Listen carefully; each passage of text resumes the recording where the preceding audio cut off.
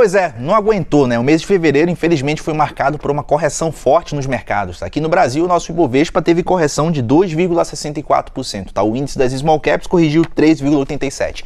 É ruim, mas a gente tem que salientar que a gente ainda está no verde, né? O Ibovespa sobe 2% em 2025. Lá fora, as principais bolsas dos Estados Unidos também sentiram um pouco do impacto, principalmente porque as curvas de juros, né, os principais yields das treasuries também pressionaram, ou seja, juros para cima, bolsa para baixo.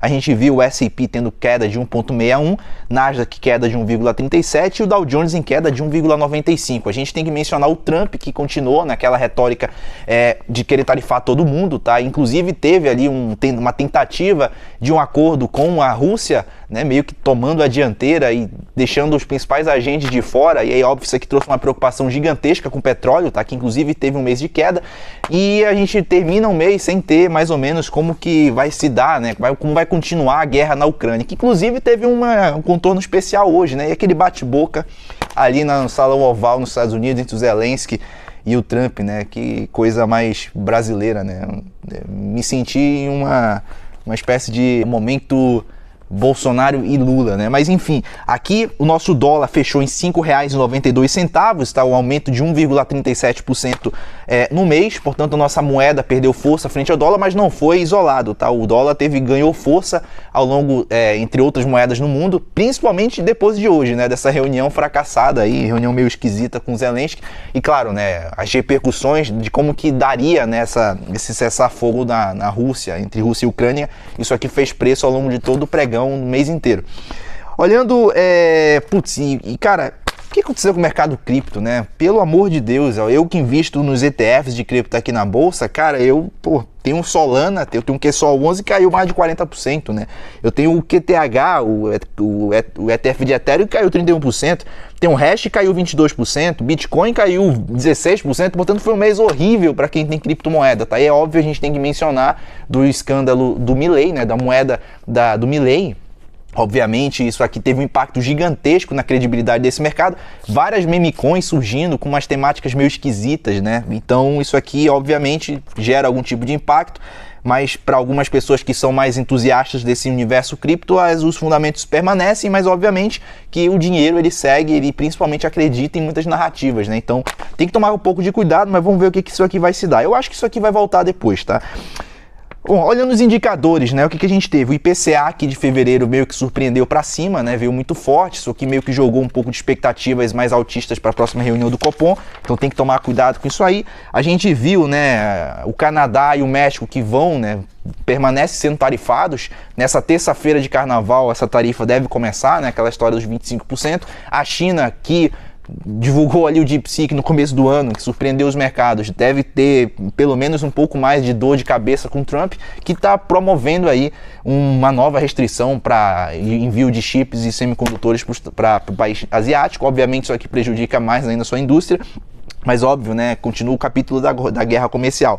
E aí, aqui no Brasil, a gente se surpreendeu, né? Surpreendeu não, a gente meio que já sabia. Mas o Lula tá preocupado, né? O governo tá preocupado porque, justamente, a sua popularidade está caindo. E a gente sabe que o governo, ele é um governo mais populista e que se preocupa muito com esses dados. Aí, obviamente, quando você tem meio que o teu calo doendo, você começa a tentar algumas medidas, né? E aí, o que a gente teve? A gente teve o início do pé de meia, tá? Que já era uma iniciativa antiga desde o início do seu mandato, mas que o Lula, inclusive, anunciou em rede, né? Anunciou aí nas mídias e fez toda uma espécie de palco para isso aqui. Plano Safra Plus, então jogou mais crédito para próxima colheita, o que meio que dá um apaziguamento com a bancada ruralista, e também anunciou ali a gratuidade dos medicamentos medicamentos populares, tá? Um conjunto ali, umas unidades de medicamentos populares.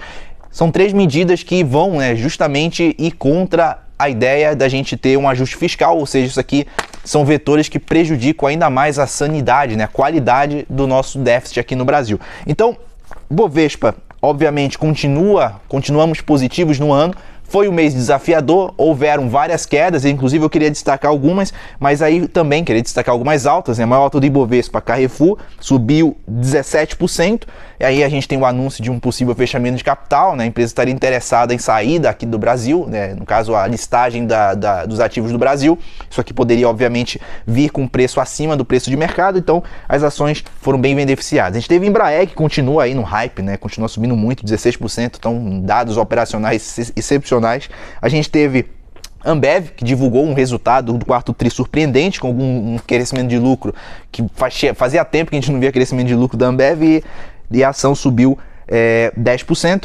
A gente também viu Cogna subindo 7,8% e também Eletrobras, que subiu 5,90%. Foram as principais altas do Ibovespa. Olhando a ponta negativa, a gente tem as ações do varejo, né? Infelizmente, as ações mais cíclicas que tiveram ainda, além da ajuda dos juros que subiram muito aqui, também teve os resultados, né? Porque a maioria dos resultados das empresas do varejo não foram tão bons, né? E destaque para a loja Renner, que, além de não ter crescido o lucro, aumentaram muito ali o gasto com a diretoria, né? E aí, obviamente, isso meio que trouxe uma repercussão negativa na ação. A gente viu o papel caindo muito.